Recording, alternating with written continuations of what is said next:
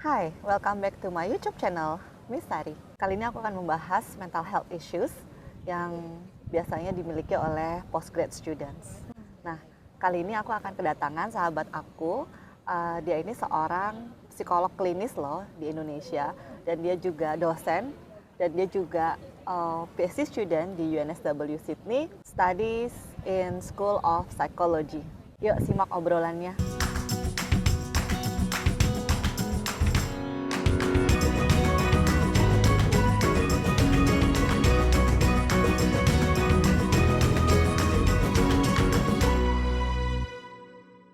Hai Arum. Halo. Makasih lo udah mau mampir, ini sibuk banget. Terima kasih juga sudah mengundang. in your final year, Exactly, isn't it? Ya, sudah di tahun terakhir PhD studinya, tapi masih sempat punya waktu untuk wawancara gitu ya. Sebenarnya bukan wawancara sih, tapi lebih kayak ngobrol, sharing. Dan ini aku pengennya yang jawab ini pakar gitu ya. Jadi selama ini aku kalau merasa kalau apps ya mungkin tahu semua ya, kalau lagi apps ya kita bisa posting gitu ya di sosial media, tapi kalau lagi down itu kan yang tahu kita sendiri biasanya. Betul ya. Oke deh. Ya ceritain dulu dong tentang dirimu ke teman-temannya Miss Sari. Iya, terima kasih loh Mbak Sari gitu ya sudah mengundang untuk aku bisa sharing ya di YouTube channelnya Miss Sari gitu. Jadi aku sendiri sebetulnya latar belakangnya itu adalah psikolog klinis. Jadi S1 dan S2 itu lulus dari Universitas Indonesia. Lalu setelah itu saya dapat kesempatan untuk jadi full time clinician. Jadi praktek full time gitu di salah satu klinik yang ada di Jakarta Utara. Dan sejak tahun 2013 itu saya mulai karir saya sebagai seorang dosen di Fakultas Psikologi Universitas Yarsi gitu. Dan karena memang kan sekarang dosen-dosen muda itu sedang diarahkan dan dikembangkan untuk terus belajar gitu ya. Jadi di 2019 dapat kesempatan untuk akhirnya bisa studi PhD di UNSW Sydney Australia. Gitu. Ketemu aku Terus deh. ketemu deh. Temenan deh. Iya, betul. Ini yang mau aku tanyakan ya ke Mbak Arum sebagai pakar di bidang psikologi. Jadi sebenarnya kita tuh kuliah S3 tuh sebenarnya apapun ya, kita mau studi, karir atau apapun itu kayaknya kita nggak pernah kan 100% lancar ya. Pasti ada ups and downs gitu kan, pasti ada detournya. Nah, yang teman-teman nggak tahu ya mungkin karena sering lihatnya saya di sosial media itu happy aja, ya kan happy aja, terus kayaknya kok life is so good gitu kan, kayaknya live in a dream gitu kan. Tapi sebenarnya kita ini seringkali merasakan, apalagi ini kami yang PhD students, mungkin juga berlaku pada postgrad students gitu ya, teman-teman yang kuliah master dengan banyaknya tugas. Tapi kami ini sebagai PhD student, karena kita work alone gitu kan, kita tuh nulis, membaca gitu ya, atau membaca, nulis, riset gitu kan, melakukan data analisis. Itu kadang-kadang kan ketidaklancarannya itu kadang-kadang bukan karena kita itu kurang usaha ya, bukan karena kita sedikit membaca atau malas membaca, tapi kadang in some point itu kadang kayak merasa kok aku nggak paham sih gitu loh, kok aku nggak ngerti sih nih baca ini, kok nggak ngerti gitu loh, bukan karena bahasa Inggrisnya tapi kayak kontennya gitu loh, materinya gitu. Nah, atau misalnya kita ikut kelas, ikut seminar, terus ketika mendengarkan presenter, terus kita merasa kok aku nggak ngerti sih gitu. Apakah orang-orang di ruangan ini mengerti semua apa yang dikatakan sama si presenter gitu? Apa jangan-jangan aku ini stupid gitu? Jadi aku bukan kadang mungkin ya, di tahun kedua ini aku sering kali merasa stupid. I'm so stupid. I feel like ini kayaknya bukan bidang aku nih. Jangan-jangan it's not my thing. Jangan-jangan it's not my path. Jangan-jangan I took a wrong journey, something like that. Jadi sebenarnya itu aku sendiri atau itu normal sih? Iya.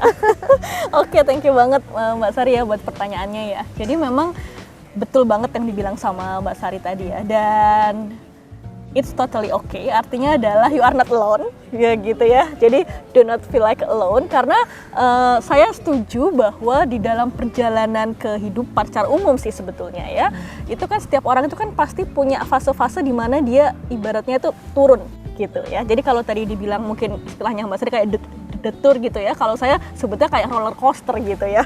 Roller coaster. Jadi ada fasenya di mana kita naik, ada fase juga di mana kita turun. Terutama adalah kalau buat postgrad students ya. Plus adalah jangan dilupa adalah international postgrad students. Exactly. Kita mahasiswa rantau Iya, di negeri orang. Exactly. International PhD students itu dan postgrad students mungkin secara umum itu seringkali mengalami yang namanya yang kita sebut sebagai juga itu adalah kayak imposter syndrome. Jadi kayak itu adalah sebuah kondisi di mana kita kayak merasa apakah yang sudah kita lakukan itu sudah baikkah gitu ya, ataukah sebetulnya ini adalah sebuah sesuatu kayak perasaan kita merasa tertinggal. Iya. Gitu, perasaan kita merasa tertinggal gitu. Padahal mungkin sebetulnya kita sudah in some point itu udah membuat sebuah progres tertentu yang itu bisa jadi yang hanya bisa lihat itu adalah orang yang mungkin melihat jalanan itu, bukan kita sendiri yang mengalami gitu ya. Contohnya? Ya, jadi maksudnya adalah mungkin kalau kita dapat feedback yang mungkin lebih objektif gitu, yang lebih konstruktif, kita akan lihat bahwa coba dah ingat, selambat-lambatnya perjalanan kita itu pasti ada fase di mana kita ada majunya, ada progresnya. Iya sih. Gitu. Dan kecenderungan otak manusia sebetulnya ini yang menarik ya. Jadi otak manusia itu memang tend to remember sesuatu yang sifatnya itu lebih negatif loh dibandingkan sama positif. Karena Negative itu thinking. Nah, itu. Jadi apa namanya otak kita itu memang punya sebuah apa namanya ya, semacam keterbatasan juga ya, kayak bias gitu ya, dalam menilai sebuah peristiwa gitu. Kalau misalnya peristiwa itu adalah peristiwa yang positif, itu kita happy pada saat itu, tapi terus itu tidak terekam di dalam apa namanya memori kita untuk long term. Malah yang biasanya itu lebih banyak terrecord gitu ya, secara long term, dan itu lebih susah buat kita mungkin kayak navigating untuk bisa breaking down itu ya, itu adalah pengalaman-pengalaman yang negatif. That's why makanya kayak pengalaman-pengalaman yang mungkin sifatnya traumatik dan sebagainya itu biasanya pasti akan jauh lebih susah untuk di-treat dibandingkan misalnya mengingat hal-hal yang positif gitu. Jadi nggak cukup cuma kita sekedar apa namanya ingat yang positif-positif aja, karena kita harus tahu how we think about situation itu sangat ngaruh juga terhadap bagaimana yang kita rasakan juga gitu. Nah, mungkin aku sharing sedikit tentang bias-bias pemikiran negatif tadi yang kamu sempat share juga terkait dengan negative thinking gitu lah. Kalau misalnya merasa stupid, merasa left behind. Yeah, exactly. That's the real example tentang bias pemikiran negatif, di mana kita tend to fokus sama sesuatu yang mungkin belum ter-achieve, sama sesuatu yang we expect to achieve higher gitu ya, tapi kita masih di titik ini nih. Tapi bukan berarti bahwa sebetulnya sama sekali nggak ada progress gitu. Nah, jadi kalau di dalam ilmu psikologi, kalau orang itu cenderung tend to just kayak terlalu terpaku sama pemikiran-pemikiran bias-bias negatif, itu kalau terus-menerus kayak gitu terus ya, dan dia nggak tahu gimana cara mengcounternya, itu bener-bener kayak sebuah jurang, makin lama makin jatuh gitu. Nanti lama-lama bisa mengalami masalah-masalah di dalam kesehatan mental yang lebih serius, seperti misalnya depresi gitu ya, atau gangguan cemas. Saya menemukan ada beberapa klien-klien mahasiswa juga yang cukup common isu-isu terkait dengan depresi, terus mungkin ada panic attack juga gitu ya, atau misalnya stresnya sangat tinggi, jadi sampai psikosomatis gitu, sampai badannya mungkin jadi kayak mungkin nggak enak dan sebagainya, nyeri di segala titik gitulah. Jadi ke fisik ya, exactly, dari pikiran. Exactly. Nah, itu yang pengen aku bilang juga, itu sangat berpengaruh ya teman-teman. Jadi kondisi kesehatan jiwa yang positif, energi yang positif itu akan ngaruh ke kondisi tubuh kita juga. Pun sebaliknya, ketika misalnya kita tend to lebih banyak kayak stres gitu ya, cenderung lebih banyak stres, lalu terpaku juga pada hal-hal yang sifatnya negatif, energi negatif. Nah, itu akan ngaruh kepada kondisi metabolisme tubuh kita. Dan faktanya banyak penyakit-penyakit kronis, jadi kayak jantung, diabetes misalnya, atau kanker bahkan ya, itu juga dipengaruhi juga dengan kondisi psikologis. Jadi memang sangat terhubung sebetulnya mind and body, tubuh dan pikiran itu. Gitu. Nah, kalau dilihat ya, misalnya nih ya, tadi dari jawabannya Mbak Arum tadi nih sebagai psikolog, kan Mbak Arum bilang kalau terlalu terpaku terus menerus gitu kan, itu kan akan masuk ke dalam jurang yang memang saya juga melihat ada teman-teman saya yang some of them PhD students having depressions gitu kan. Nah, bedanya sama saya nih ya, kebetulan nih, saya tuh mungkin dididik sama orang tua tuh kayak gitu. Jadi jangan terlalu memikirkan dunia. Jadi ini kan juga dunia ya. PSD June ini juga dunia gitu. Jadi karena itulah saya tuh mencoba selalu di titik terendah apapun saya gitu ya. Saya seringkali melupakan atau mengenyampingkan itu. Mengenyampingkan masalah itu dan saya harus berpikir saya mau bahagia gitu loh. Jadi ketika saya merasakan aduh susah banget ini studi, aku kayaknya nggak jalan, kayak nggak bergerak, aku kok stupid segala macam. Tapi aku akan menemukan cara gimana caranya aku harus bahagia. Jadi ketika aku lagi merasa kesulitan dengan tesisku, dengan tulisanku, dengan studiku, aku akan tinggalkan sebentar, dan aku akan ngajak temen, kita jalan yuk gitu ya, kita makan enak yuk gitu kan. Sekedar hal yang sederhana, makan enak yuk, kita lihat-lihat ke pantai atau kemana gitu, piknik yuk gitu. Nah, akhirnya itu yang bikin aku tuh nggak sampai terjerumus sampai depresi selama ini. Sejauh ini aku nggak pernah dalam hidupku aku sampai depresi. Seberat-berat apapun masalah hidupku, ini salah satunya. Jadi caranya adalah ketika tadi berusaha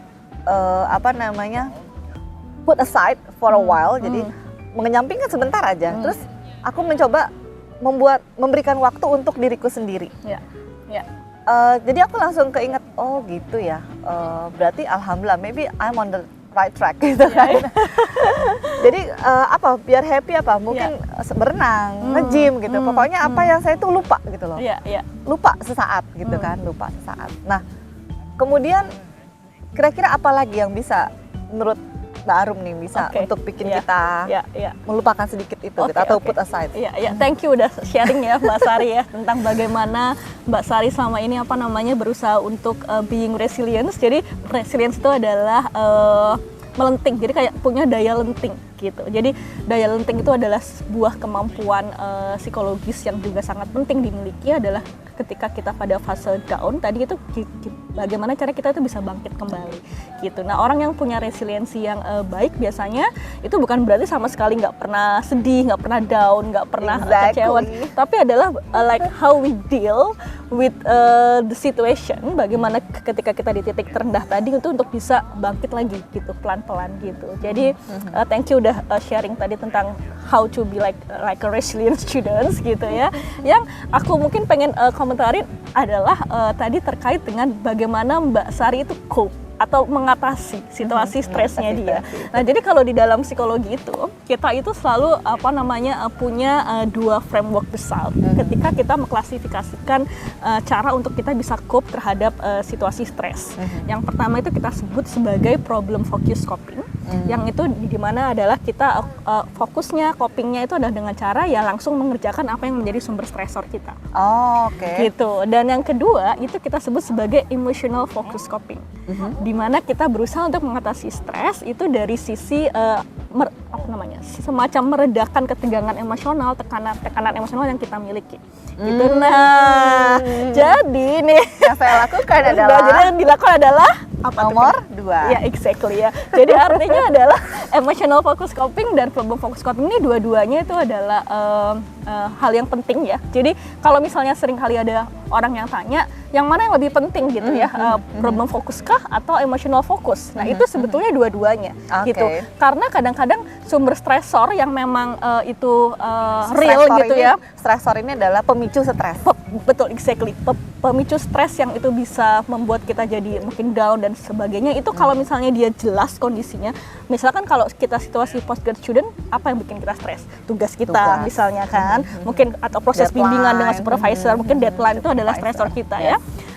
How to deal with that ya memang harus dikerjakan nantinya gitu. Tapi kadang-kadang kita terlalu overwhelmed gitu ya. Iya kan, dengan berbagai macam perasaan dan pikiran-pikiran negatif yang kita miliki gitu kan. Jadi dan itu in some extent itu akan blocking how we think about the task gitu. Jadi itu akan membuat kita jadi terhambat untuk bisa menyelesaikan tugas-tugas kita yang memang harus diselesaikan gitu. Nah, oleh karena itu si emotional focus coping itu juga dibutuhkan dengan cara apa? Misalnya tadi happy dengan misalnya melakukan kegiatan simple daily activities yang bikin kita happy. Mungkin kita kumpul sama orang-orang terdekat, piknik gitu kan.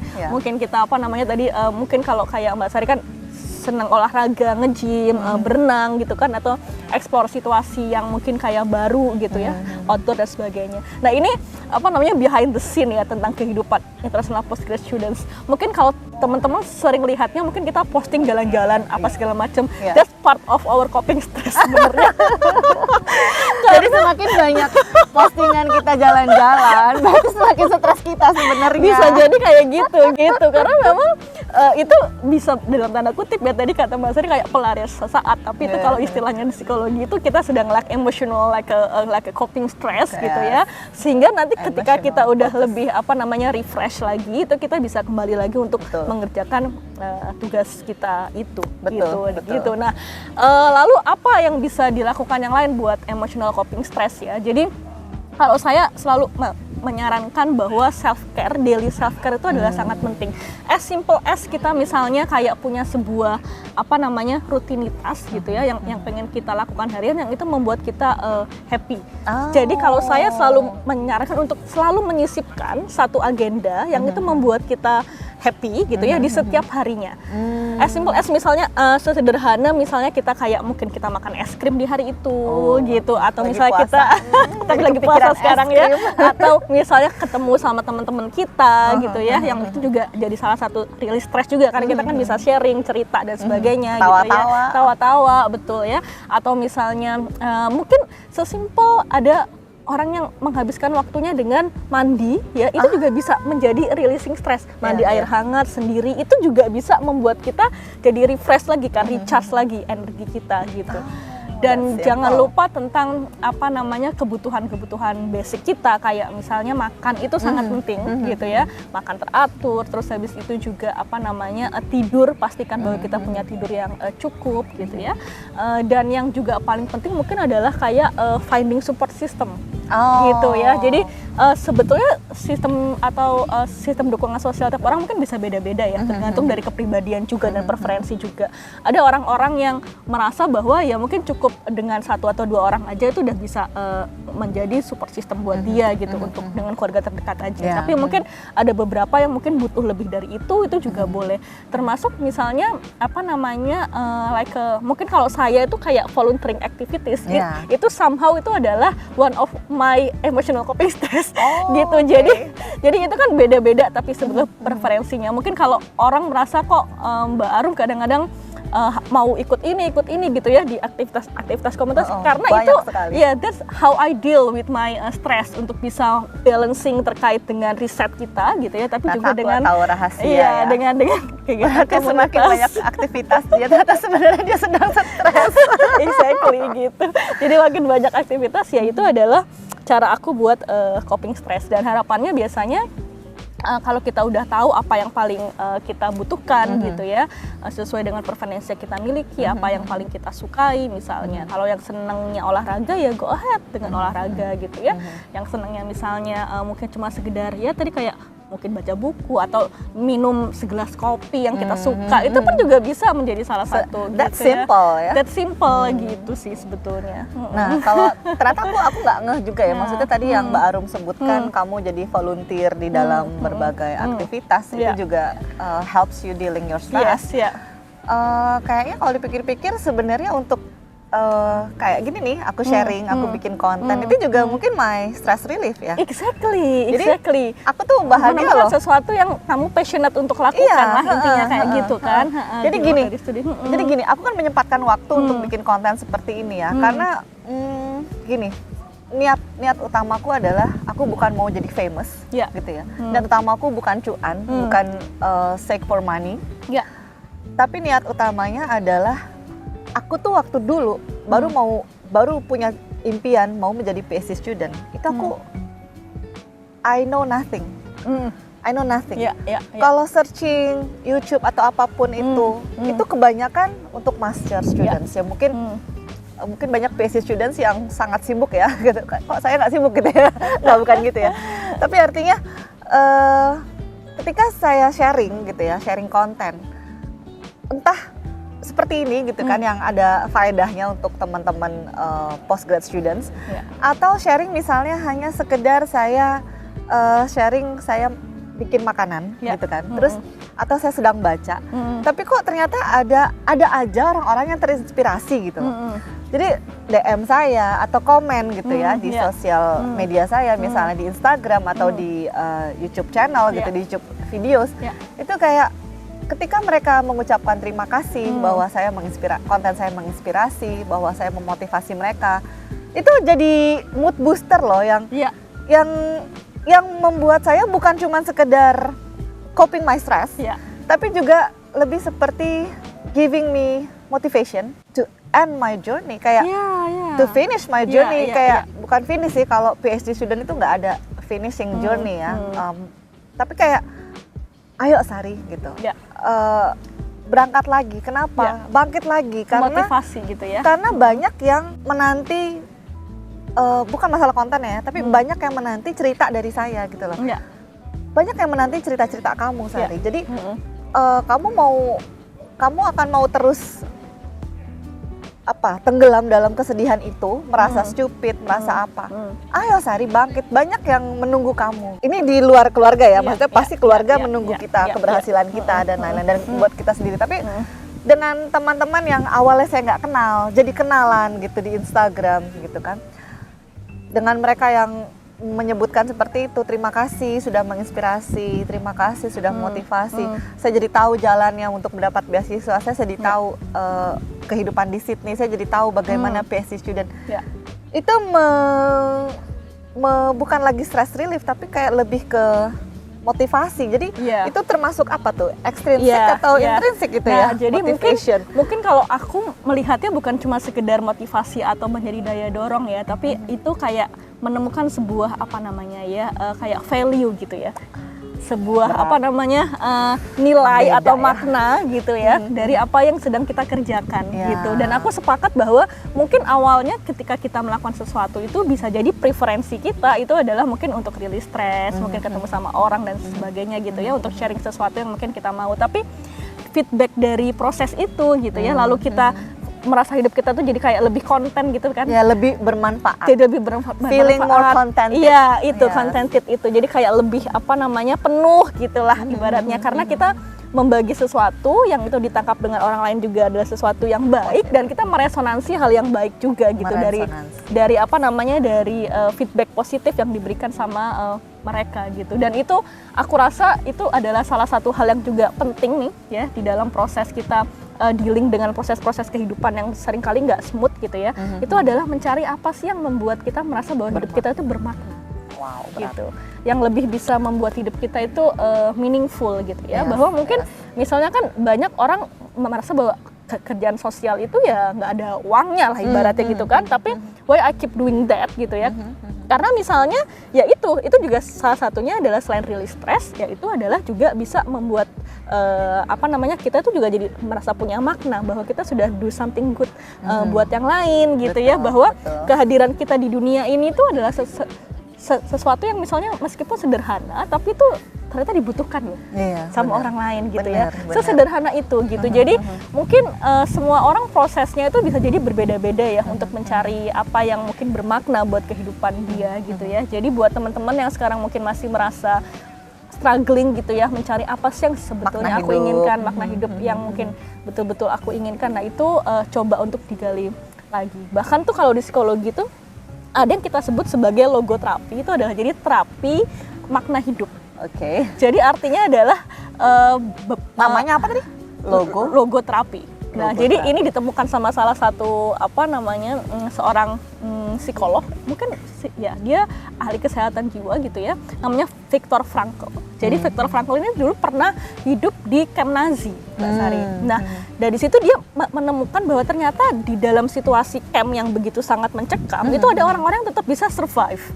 Dan itu setelah dia teliti, lalu dia tulis, dia amati dan sebagainya, itu ada orang-orang yang punya meaning of life di dalam kehidupannya dia, bahwa meskipun dia mungkin ibaratnya sulit gitu ya hidup di kamp Nazi itu, tapi itu yang membuat dia jadinya tidak jatuh di dalam kondisi mungkin jadi seperti depresi dan sebagainya gitu. Dan bagaimana tadi aku juga dengerin Mbak Sari tentang ayo Sari, nah itu adalah bagian dari positive self talk ya, atau berbicara secara positif kepada diri sendiri yang itu sangat-sangat penting gitu, karena kita tuh kadang-kadang ketika kita tend to sama sesuatu yang mungkin sifatnya lebih ke negatif itu kita lupa untuk berbicara dengan cara yang mungkin lebih lembut, lebih positif, kasih semangat. Kita sering kasih semangat ke orang ayo lain. Kamu semangat, tapi jangan lupa semangatin diri sendiri juga. Ayo kamu pasti bisa, kamu gitu. Enak ya dengarnya, maklum ya, sesuai bidangnya, pakar di bidangnya gitu ya. Nah, kalau soal tadi yang self talk ya, selain tadi menasehati diri, sebenarnya aku juga rahasia aku adalah aku selalu membuat afirmasi. Afirmasi itu membuat kalimat positif untuk diri sendiri gitu kan. Dan aku ingat banget caranya adalah, emang kita kadang kita tahu ilmunya tapi nggak tahu how to do. Nah, alhamdulillah aku baca soal itu di agama Islam itu juga kamu adalah apa yang kamu pikirkan, itu udah jelas sekali gitu kan. Tapi bagaimana caranya? Kebetulan yang saya baca adalah dari bukunya David Schwartz gitu ya, Dream Big, Think Big. Nah, itu saya ingat gimana caranya kita harus menulis kata-kata yang positif itu di tempat-tempat yang kita tidak sadar bacanya gitu kan. Dan itu masih saya lakukan sampai sekarang.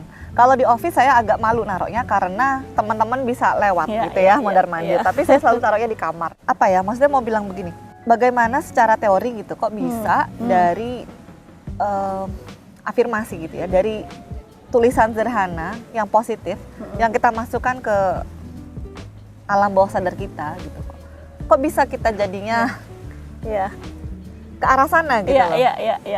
Kalau boleh tahu dari sisi psikologis gimana? Jadi sebetulnya afirmasi itu juga menjadi salah satu teknik yang sangat bagus juga ya untuk dipraktekkan ketika kita terutama adalah pengen lebih mengembangkan tentang konsep diri atau visi optimisme gitu ya terkait dengan kehidupan dan sebagainya. Karena gini Mbak Sari, self talk yang di dalam kepala kita itu tuh sebetulnya sumbernya itu juga dari eksternal awalnya.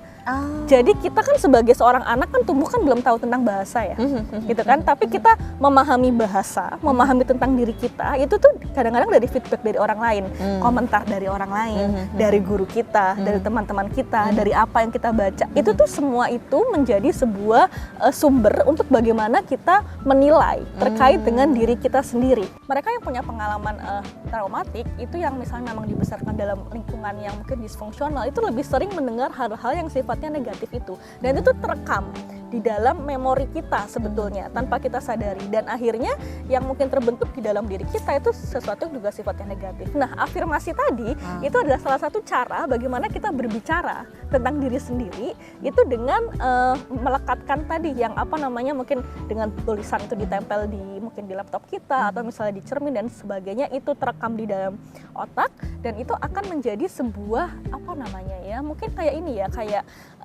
dorongan juga gitu ya untuk kita itu mengarah ke sana apa gitu. Yang kita lakukan arahnya ke sana. Iya betul, arahnya tuh ke sana gitu, karena terus-menerus terekam di dalam otak bahwa aku pengen ini, aku bisa ini dan sebagainya, itu lama-lama kita jadi kayak punya kekuatan juga. Jadi itulah makanya kalau di dalam psikologi tentang bagaimana kita berbicara tentang diri sendiri, kita mengafirmasi diri sendiri, dan sebaliknya bagaimana kita menghakimi diri kita sendiri, itu sangat berpengaruh terhadap kesehatan mental kita gitu. Jadi kalau semakin kita sering melakukan afirmasi positif, itu akan terekam di dalam kepala kita, maka itu akan menjadi sebuah apa namanya, memori di otak yang tersimpan, yang itu akan terakumulasi gitu ya, sehingga yang kita fokuskan otak kita itu yang tadinya bias pemikiran negatif itu ingat nih, ada yang tersimpan nih memori yang positif terkait dengan itu gitu. Jadi itu lebih mudah untuk kita pada akhirnya mencapai apa yang memang kita inginkan untuk bisa pada tujuan itu sesuai dengan afirmasi ya, itu